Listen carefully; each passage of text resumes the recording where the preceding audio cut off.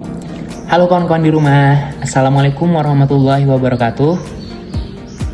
Pertama-tama perkenalkan, nama saya Muhammad Fauzan Ansyakori Lubis dengan nomor induk mahasiswa 1902103 dari kelas TPHP 4D dalam mata kuliah Teknologi Industri Hilir.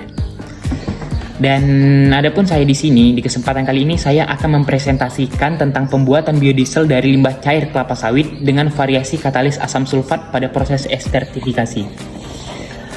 Adapun urutan pembahasan yang akan saya bahas yaitu di poin pertama saya akan membahas tentang pendahuluan, di poin kedua saya akan membahas tentang pengenalan biodiesel, di poin ketiga saya akan membahas tentang pengenalan limbah cair.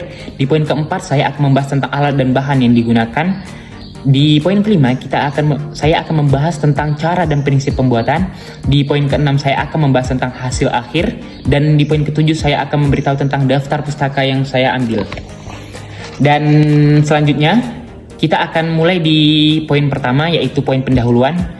Perlu kita ketahui sama-sama bahwasannya kawan-kawan, Indonesia ini merupakan negara produsen kelapa sawit terbesar di dunia, yang mana jumlah area perkebunan kelapa sawit di Indonesia adalah sebesar 11,67 juta hektar.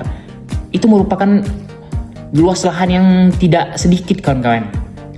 Jadi perlu diketahui juga, produksi minyak sawit yang tinggi menyebabkan produksi limbah cair kelapa sawit itu juga tinggi. Limbah cair dari pabrik kelapa sawit masih mengandung banyak asam lemak bebas dan trigliserida, yang mana hal ini membuat limbah cair berpotensi untuk diolah menjadi bahan baku pembuatan biodiesel. Dan selanjutnya kawan-kawan di rumah, saya akan menjelaskan tentang apa sih itu biodiesel. Mungkin kawan-kawan di rumah bertanya-tanya apa sih itu biodiesel kawan-kawan. Dan di sini saya akan menjelaskan bahwasannya biodiesel itu merupakan energi alternatif yang ramah lingkungan karena kandungan sulfur yang lebih rendah dibandingkan dengan solar dari minyak bumi, serta emisi yang ditimbulkan itu lebih baik. Selain itu, biodiesel terbuat dari minyak nabati yang bersifat dapat diperbarui sehingga produksi biodiesel bersifat sustainable atau berkelanjutan. Bahan baku yang digunakan dalam pembuatan biodiesel ini yaitu memanfaatkan limbah cair kelapa sawit sebagai bahan baku pembuatannya, yang mana akan ditambahkan atau akan dilakukan penambahan katalis H2SO4 atau asam sulfat tadi untuk mengetahui pengaruhnya terhadap kualitas biodiesel yang dihasilkan. Dan kita akan masuk ke slide selanjutnya kawan-kawan. Apa sih itu limbah cair? Limbah cair pabrik kelapa sawit itu merupakan limbah yang berasal dari air kondensat pada proses sterilisasi, air dari proses klarifikasi, air hidrosiklon atau kleibat, dan air pencucian pabrik. 1 ton tandan buah segar atau TBS itu dapat dikonversi menjadi 0,2 ton CPO, sementara 0,66 ton akan dikonversi menjadi POME atau Palm Oil Meal Effluent. Limbah cair kelapa sawit pada umumnya itu menjadi masalah yang serius lah, yang harus ditangani. Karena jika tidak ditangani dengan baik, akan berdampak pada kerusakan lingkungan. Kita dapat melihat kawan-kawan di tabel sebelah kanan, bahwasannya ada parameter dan konsentrasi terhadap limbah cair ini kawan-kawan. Yang mana kita dapat lihat bahwasannya temperatur itu 80-90, pH itu 3,8 sampai 4,8, minyak itu konsentrasinya 6.000, BOD dengan 25.000, COD dengan 50.000, total solid yaitu sekitar 40.500, suspended solid yaitu sekitar 18.000, total volatile solid 34.000, total gel dan nitrogen yaitu 750, dan aminia nitrat sejumlah 35 konsentrasinya. Dan kita akan masuk ke slide selanjutnya kawan-kawan. Dan pertama akan kita bahas tentang alat. Adapun alat yang digunakan dalam proses pembuatan biodiesel ini yaitu pertama kita menggunakan labu layer 3, yang kedua kita akan menggunakan hot plate, yang ketiga kita akan menggunakan kondensor, kemudian menggunakan corong pemisah, neraca analitik, dan alat-alat laboratorium lainnya. Dan adapun bahan yang digunakan pada proses pembuatan biodiesel ini yaitu pertama tentu saja bahan baku utamanya yaitu limbah cair kelapa sawit, yang kedua ada asam sulfat PA dan metanol PA, NaOH PA, KOH-PA, kalum hidrogen ftalat, indikator fenopetalin, etanol PA, dan kloroform PA. Dan kita akan masuk ke slide selanjutnya, yaitu kawan-kawan tentang prinsip dan cara pembuatan. Perlu diketahui kawan-kawan semuanya, proses pembuatan biodiesel ini terdiri dari 4 tahapan, yang mana setiap tahapan memiliki prinsipnya masing-masing yang menjadi acuan dalam setiap tahapannya.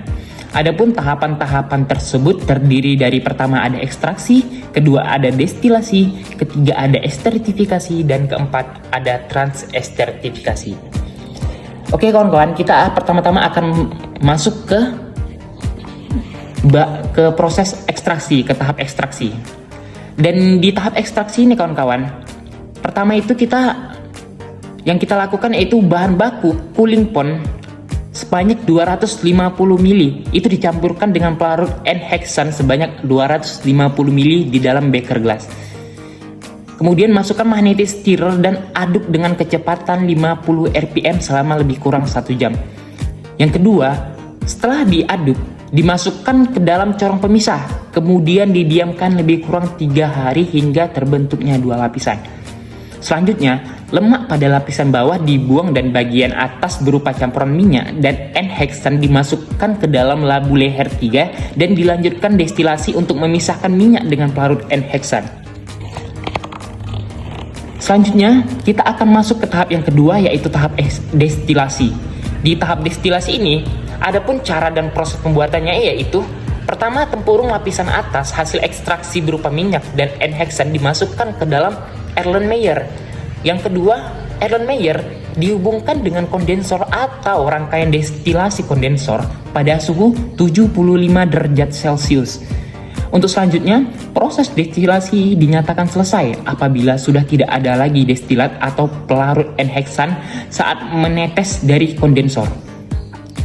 Yang keempat, kemudian minyak yang sudah didestilasi lagi.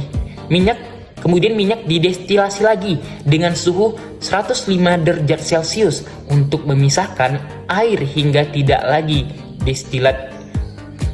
ada lagi destilat yang menetes. Untuk poin kelima, untuk cara yang kelima, yaitu pada proses destilasi ini hasil destilat itu diukur volumenya, dan yang terakhir pada tahap destilasi yaitu ukur angka asam minyak hasil destilasinya. Dan selanjutnya kawan-kawan di rumah, kita akan masuk ke proses estertifikasi. Pada tahap atau proses estertifikasi ini, pertama yaitu yang kita lakukan yaitu minyak hasil destilasi sebanyak 200 ml itu dimasukkan ke dalam labu leher 3. Kemudian masukkan magnetic stirrer. Untuk cara selanjutnya, labu leher 3 dihubungkan dengan kondensor atau rangkaian reflux kondensor, kemudian dipanaskan di atas hot plate hingga mencapai temperatur 60 derajat Celcius. Kecepatan agitasi magnetic stirrer diatur dengan kecepatan sedang. Dan untuk yang ketiga, pada tempat terpisah, katalis H2SO4 sebanyak 1,25% dari volume minyak dicampur dengan metanol kemudian diaduk. Yang keempat, setelah temperatur 60 derajat Celcius dicapai, campuran asam sulfat dan metanol dicampurkan ke dalam labu leher 3 secara perlahan. Dengan cepat, labu leher 3 tersebut ditutup rapat dengan gabus hingga didapat kondisi reaksi yang batch. Yang kelima, campuran direflux sambil diaduk dengan menggunakan stirrer.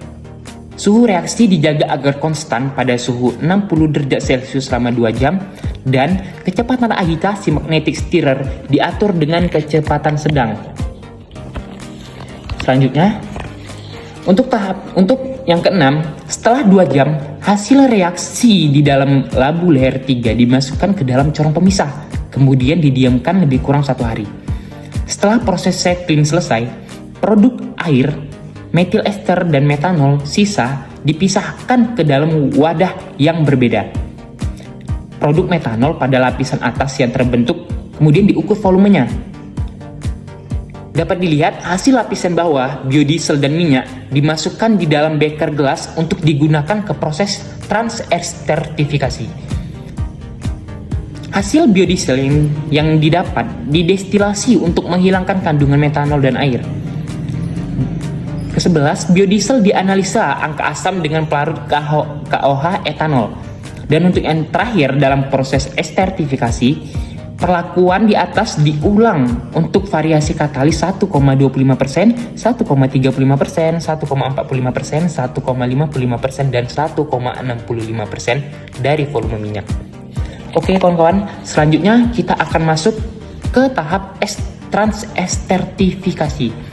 Pada tahap transestertifikasi ini, adapun yang perlu kita lakukan pertama kali yaitu hasil dari tahap estertifikasi atau setelah didestilasi dimasukkan ke dalam labu layer 3, lalu masukkan magnetic stirrer. Untuk yang kedua, labu layer 3 dihubungkan dengan kondensor atau rangkaian reflux kondensor, kemudian dipanaskan di atas hot plate hingga mencapai temperatur 60 derajat Celcius selama lebih kurang 1 jam. Kecepatan agitasi magnetic stirrer diatur agar transfer panas di dalamnya berlangsung lebih cepat. Pada tempat terpisah, katalis NaOH sebanyak 1,5% dari berat minyak dicampur dengan metanol sebanyak 35% berat minyak, kemudian diaduk secara merata. Keempat, setelah temperatur 60 derajat Celcius dicapai, campuran NaOH dan metanol dicampurkan ke dalam labu layer 3 secara perlahan. Dengan cepat, labu layer 3 tersebut ditutup rapat dengan gabus hingga didapat kondisi reaksi batch. Yang kelima, campuran direflux sambil diaduk dengan menggunakan stirrer. Suhu reaksi dijaga agar konstan pada suhu 60 derajat Celcius selama 1 jam dan kecepatan agitasi magnetic stirrer itu diatur. Untuk yang keenam, setelah 1 jam, hasil reaksi di dalam labu layer 3 dimasukkan ke dalam corong pemisah. Kemudian, didiamkan lebih kurang selama 1 jam. Yang ketujuh, setelah proses settling selesai, produk metil ester dan gliserol dipisahkan ke dalam wadah yang berbeda. Untuk yang ke-8, air bersih dipanaskan hingga mencapai suhu 55 derajat Celcius di atas hot plate. Untuk yang ke-9, setelah dipanaskan, air tersebut dimasukkan ke dalam corong pemisah dan kemudian didiamkan sejenak hingga berbentuk 2 lapisan atau lapisan air bagian bawah. Lapisan air di bagian bawah. Yang ke-10, air cucian pada lapisan bawah dibuang dan bagian atas berupa minyak sudah dicuci. Pencucian ini dilakukan hingga air hasil pencucian itu menjadi jernih. Yang ke-11, hasil pencucian berupa metil ester dikeluarkan ke dalam wadah beker gelas dan dipanaskan dengan suhu 110 derajat Celcius hingga semua air teruapkan atau lebih kurang 10 menit sambil diaduk. Suhu dinaikkan untuk menghilangkan air yang dapat mengganggu proses selanjutnya. Oke kawan-kawan, selanjutnya untuk yang terakhir, setelah dipanaskan, hasil pencucian didinginkan hingga suhu kamar. Setelah dingin, barulah metil ester itu ditimbang. Oke kawan-kawan, selanjutnya kita akan membahas tentang hasil akhir.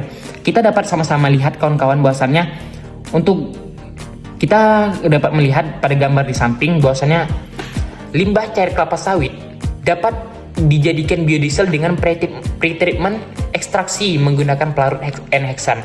Dari gambar di samping dapat dilihat bahwasannya didapatkan hasil biodiesel dari preparasi bahan baku limbah cair cooling pond sebesar 97% minyak yang dapat diekstrak dari bahan baku awal.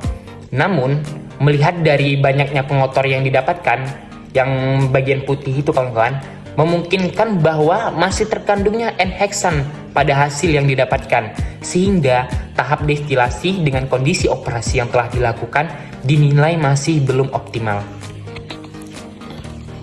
Dan di sini kawan-kawan, di slide selanjutnya, adapun daftar pustaka ini saya ambil dari salah satu jurnal, yaitu tentang pembuatan biodiesel dari limbah cair kelapa sawit dengan variasi katalis asam sulfat pada proses estertifikasi, yaitu Jurnal Teknik Kimia Universitas Sriwijaya yang dibuat oleh Mbak Arita, Mas Muhammad dan Mas Trisakti, Mbak Tuti dan Mbak Fitri.